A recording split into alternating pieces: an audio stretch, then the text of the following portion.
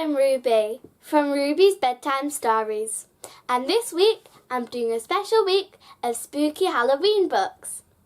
Today I'm going to be reading Haunted House Day and Night, written and illustrated by Jaybie D. Are you ready? Let's get reading! Once upon a time, in a room so dim, Mandy couldn't sleep, the wind howled grim.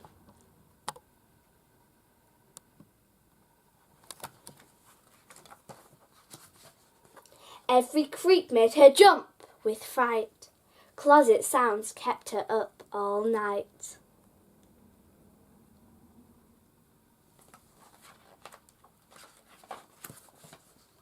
The next day, Mandy's brother Kyle had a plan.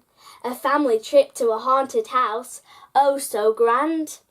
I won't go there, Mandy firmly said. But Mum bought tickets and off they sped.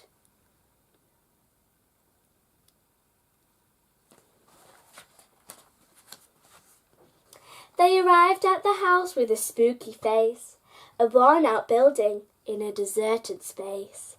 As they walked up, the haunted house did loom, a creepy old building with a sense of doom.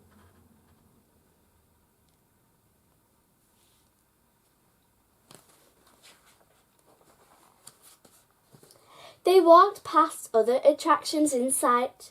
Mandy whispered, "I'm not going tonight."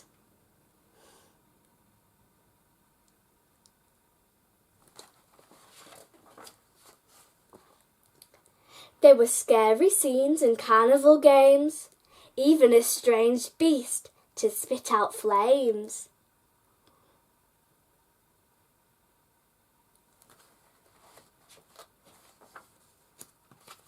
They met Mr. Holder, the man in charge of production, to reveal the secrets of the spooky construction.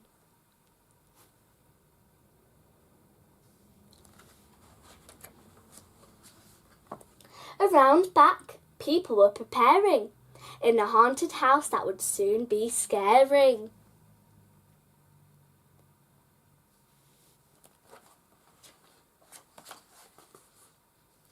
Props to pull, buttons to press, fog machines to fill.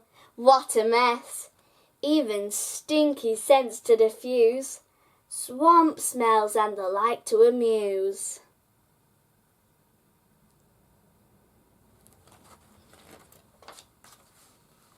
Mr. Holder showed them around, but only a part, to keep the mystery and suspense at heart.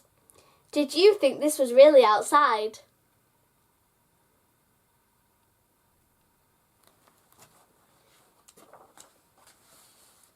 It's time to go, no need to fear. We'll see you tonight, my dear. Mwah ha ha ha!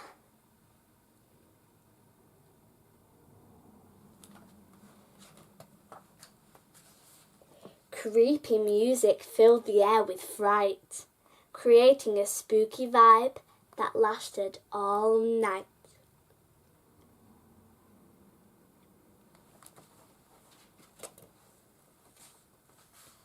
Do you think everything looks different at night?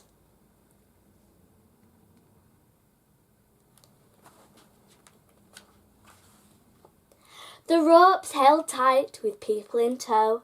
They wanted to enter the haunted show.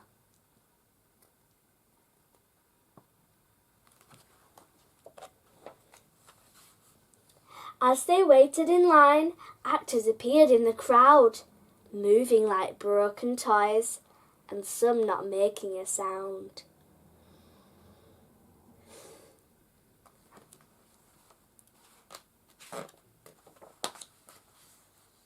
Finally, they reached the haunted house, and the kids all squealed with delight.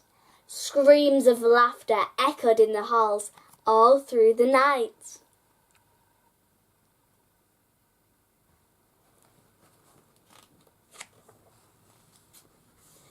At the claustrophobia tunnel, they pushed their way into the slough, bags squished together tight. Would they ever see it through?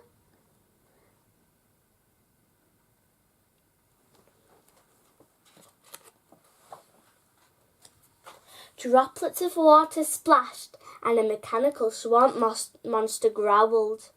But they knew it was just an attraction and they weren't really fouled.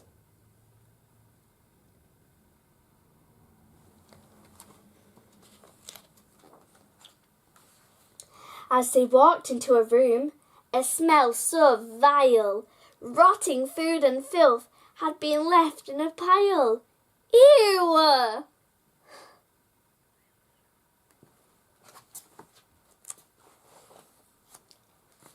They even walked through a vortex tunnel, tilting to the side.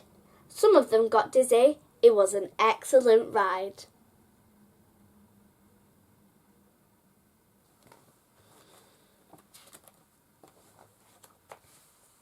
Through the thick fog's embrace, a monster does rise.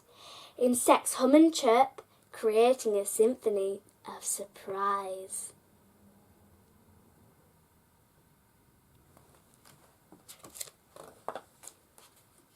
In a creepy room, what a fright!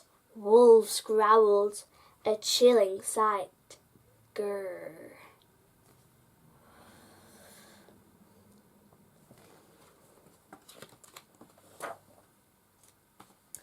Mr. Holder lifted his mask, but a monster's face appeared.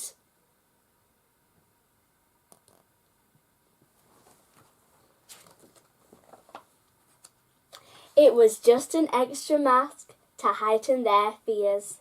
Bye, Mr. Holder. Thank you.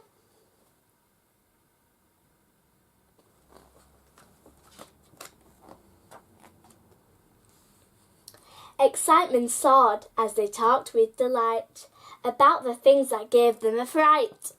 No one wanted it to be over, especially Mandy, who said with ease, "Mom, can we do it again? Please?"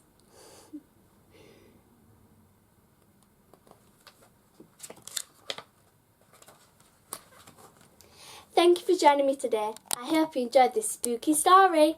And a big thank you to Jaybie D for sending me this amazing book. Thank you. Bye.